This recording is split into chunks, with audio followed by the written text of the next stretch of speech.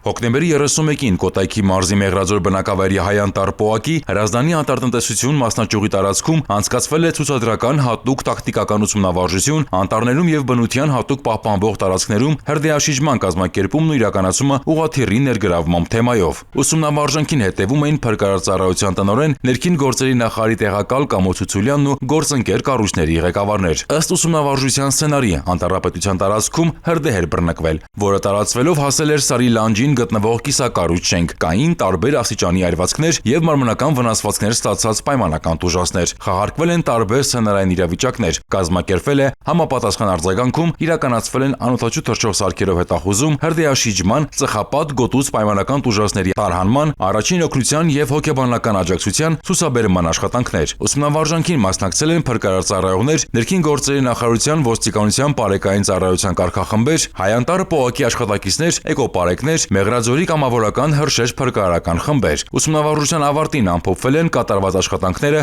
վերհանվել առկա խնդիրներ։ Դրանց շտկման ուղղությամբ տրվել են համապատասխան հանձնարարականներ։